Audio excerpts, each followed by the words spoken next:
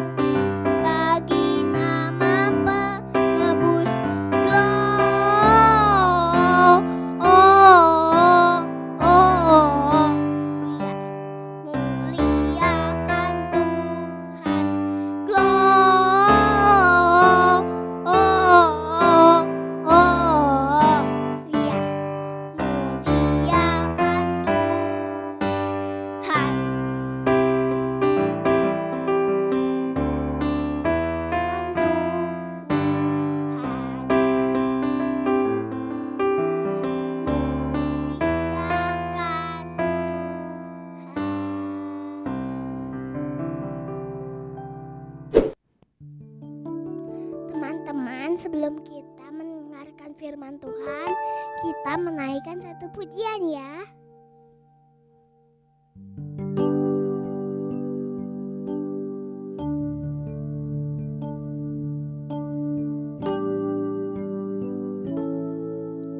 Firman Tuhan ku dengar, ku tanam di hatiku, ku ingin bertumbuh subur berbuah lebat. Yesus tolong padaku.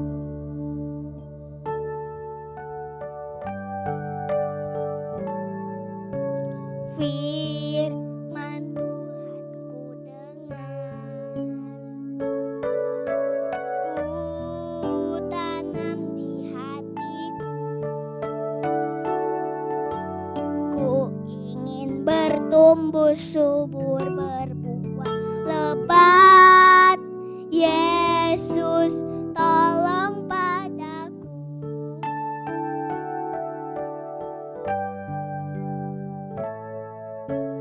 Firman Tuhan ku dengar, ku tanam di hatiku, ku ingin bertumbuh subur berbuah lebat. Yesus tolong padaku. Yesus tolong padaku. Yesus tolong padaku.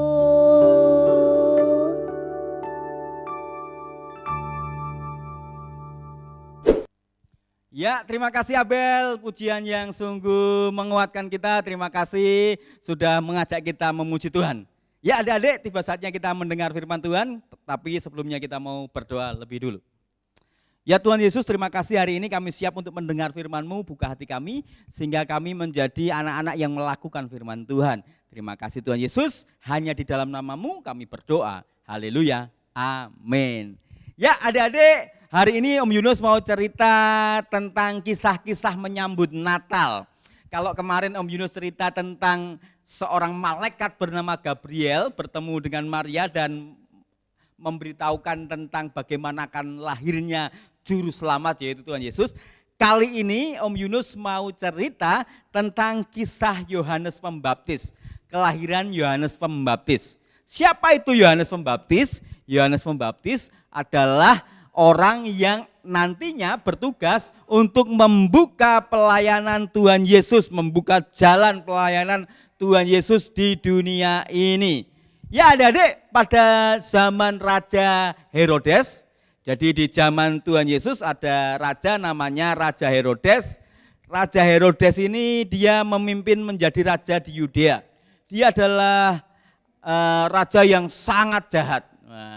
Ingat nanti ada kisah Tuhan Yesus yang lahir dan Raja Herodes memerintahkan tentaranya untuk membunuh bayi-bayi di bawah 2 tahun. Nah, Raja Herodes ini memimpin kerajaan Yudea. Dan pada masa itu ada seorang imam, imam ini bernama Zakaria. Imam ini punya kelompok atau rombongan, jadi ketika mereka harus melayani, mereka punya kelompok-kelompok, ada beberapa kelompok. Dan Imam Zakaria ini dari kelompok atau rombongan namanya rombongan Abia. Nah, istrinya, istri dari Zakaria ini juga ternyata dari keturunan imam, dari keturunan Harun. Namanya adalah Ibu Elisabeth. Adik-adik tahu kedua orang ini, Zakaria dan Elisabeth adalah orang yang benar. Orang yang benar di hadapan Tuhan, orang yang baik di hadapan Tuhan. Dan mereka enggak bercacat, orangnya baik, orangnya selalu ikut perintah Tuhan, menaati hukum-hukum Tuhan. Tetapi adik-adik tahu, mereka sampai usia tua belum juga dikaruniai atau memiliki anak. Mengapa? Karena Elisabeth mandul. dan mereka umurnya sudah mulai lanjut, sudah mulai tua. Dan pada suatu kali adik-adik ketika tiba giliran rombongannya Bapak Zakaria tadi, Bapak Zakaria rombongan Abia melakukan tugas keimaman di Bait Allah, dan mereka itu harus mengundi siapa nanti yang mewakili. Nah, mewakili mereka masuk dalam ruang Maha Kudus. Nah, karena tidak sembarangan dan harus diundi. Karena ketika diundi dan yang dipilih adalah Zakaria, Zakaria nanti masuk. Dan Zakaria terpilih adik-adik. Dia masuk, tapi Zakaria harus diikat. Kenapa? Biasanya kalau orang berdosa ketemu dengan Tuhan zaman itu, ketika tidak kuat menghadapi kemuliaan Tuhan, mereka bisa mati. Nah, kenapa harus diikat? Kalau mereka di dalam ternyata mereka berdosa dan mereka mati ketemu Tuhan, mereka akan ditarik. Nah, orang yang Zakaria tadi kalau dia seandainya dia mati, dia akan ditarik dari luar. Karena orang nggak bisa masuk ke dalam. Kalau masuk lagi mereka mati lagi. Ingat, ada malaikat berapa? Itu sayapnya 6. 2 untuk apa? Menutupi muka. 2 untuk menutupi apa? Kaki. 2 untuk melayang-layang. Supaya apa? Supaya mereka tidak terkena sinar kemuliaan Tuhan. Dan benar, ketika diundi Zakaria terpilih, Zakaria masuk, dan ketika Zakaria masuk di dalam ruang Maha Kudus, sementara seluruh umat yang di luar itu sembahyang, kemudian waktu itu adalah waktu pembakaran ukupan kepada Tuhan, maka tampaklah kepada Zakaria, adik-adik, seorang malaikat Tuhan berdiri di sebelah kanan mezbah pembakaran ukupan. Ketika Zakaria sedang berdoa, muncullah malaikat Tuhan itu di sebelahnya. Tetapi apa kata malaikat itu kepada Zakaria? Malaikat itu bilang gini, jangan takut hai Zakaria, sebab doamu telah dikabulkan dan Elisabet istrimu akan melahirkan seorang anak laki-laki bagimu dan haruslah engkau menamai dia Yohanes. Siapa namanya? Harus dinamai siapa? Harus dinamai Yohanes. Kemudian engkau akan bersuka cita dan gembira, bahkan banyak orang akan bersuka cita atas kelahiran itu. Itu kata malaikat. Sebab ia akan besar di hadapan Tuhan dan ia tidak akan minum anggur atau minuman keras, dan ia akan penuh dengan Roh Kudus. Mulai dari rahim ibunya, ia akan membuat banyak orang Israel berbalik kepada Tuhan Allah mereka. Dan ia akan berjalan mendahului Tuhan dalam roh dan kuasa Elia untuk membuat hati-hati bapa berbalik kepada anak-anaknya dan hati orang-orang durhaka kepada pikiran orang-orang yang benar, dan dengan demikian menyiapkan bagi Tuhan suatu umat yang layak baginya. Mendengar itu, apa reaksi dari Zakaria, adik-adik? Lalu Zakaria berkata kepada malaikat itu begini, bagaimanakah aku tahu bahwa ini akan terjadi? Sebab aku sudah tua dan istriku sudah lanjut umurnya. Zakaria sepertinya juga mungkin tidak percaya bagaimana terjadi. Aku kan sudah tua, istriku juga sudah tua. Tapi malaikat itu, Gabriel itu berkata, akulah Gabriel yang melayani Allah. Dan aku telah diutus untuk berbicara dengan engkau dan untuk menyampaikan kabar baik ini kepadamu.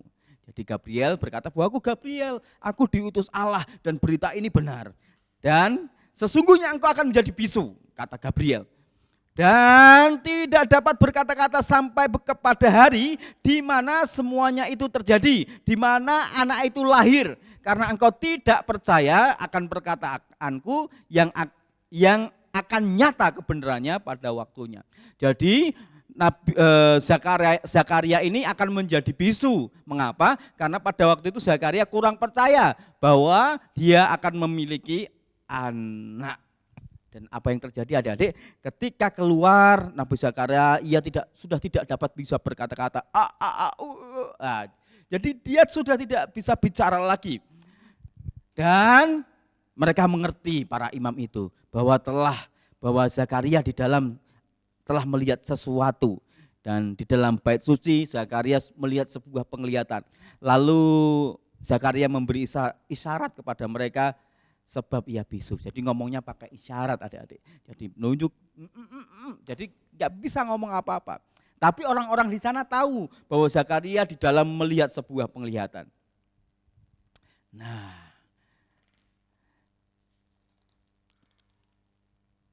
ketika selesai jangka waktu jabatan Zakaria, ia pulang ke rumah.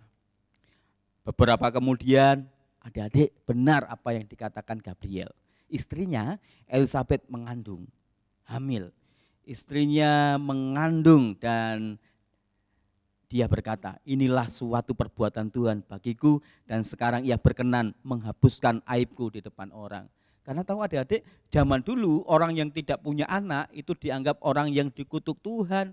Maka padahal hidup Zakaria, hidup Elizabeth, hidup yang benar. Mereka tidak punya anak bukan karena Tuhan mengutuk mereka. Nah, adik-adik, setelah mengandung, tibalah genap waktunya Elizabeth melahirkan. Ia pun melahirkan seorang anak laki-laki. Ketika tetangga-tetangganya serta sanak saudaranya mendengar bahwa Tuhan telah menunjukkan rahmat-Nya yang begitu besar kepadanya, wah mereka sangat bersuka cita dan mereka pergi bersama-sama ke rumah Elizabeth. Maka datanglah mereka pada hari yang ke-8 untuk menyunatkan anak itu. Jadi di budaya Yahudi umur 8 hari mereka disunat dan mereka hendak menamai anak itu dengan nama Zakaria sesuai nama bapaknya. Tapi ibunya Elizabeth berkata gini, jangan, ia harus dinamai Yohanes, kata Elizabeth. Kata mereka kepadanya, orang-orang ini sanak saudaranya lalu ngomong gini, kan tidak ada di antara sanak saudaramu yang namanya Yohanes, namanya demikian, lebih baik dikasih nama ayahnya saja, namanya Zakaria.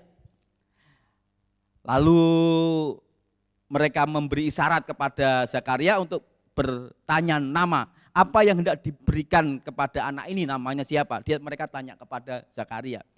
Lalu Zakaria minta batu tulis, lalu menuliskan kata-kata di dalam batu itu. Kata-kata ini, namanya adalah Yohanes. Dan mereka pun heran semuanya. Mengapa? Karena seketika itu juga terbukalah mulut Zakaria dan terlepaslah lidahnya, lalu ia bisa berkata-kata dan memuji Tuhan. Adik-adik, kisah ini adalah kisah di mana Yohanes Pembaptis dilahirkan secara luar biasa. Dia dipersiapkan untuk membuka jalan bagi pelayanan Tuhan Yesus. Amin. Yuk, sampai di sini ceritanya, coba buka Alkitabnya di Markus 1 ayat yang kedua. Ini ayat hafalan kita, Markus 1 ayat yang kedua. Saya bacakan ya. Seperti ada tertulis dalam kitab Nabi Yesaya, lihatlah aku menyuruh utusanku mendahului engkau, ia mempersiapkan jalan bagimu. Oke, kita berdoa. Ya Tuhan, terima kasih hari ini kami mendengar cerita tentang Yohanes Pembaptis yang begitu luar biasa, yang Tuhan persiapkan membuka jalan bagi pelayanan Tuhan. Terima kasih Tuhan bahwa mujizat Tuhan masih ada, mujizat Tuhan masih terjadi. Terima kasih Tuhan Yesus, hanya di dalam nama-Mu kami berdoa. Haleluya, amin. Oke, sampai di sini Tuhan Yesus memberkati, dadah.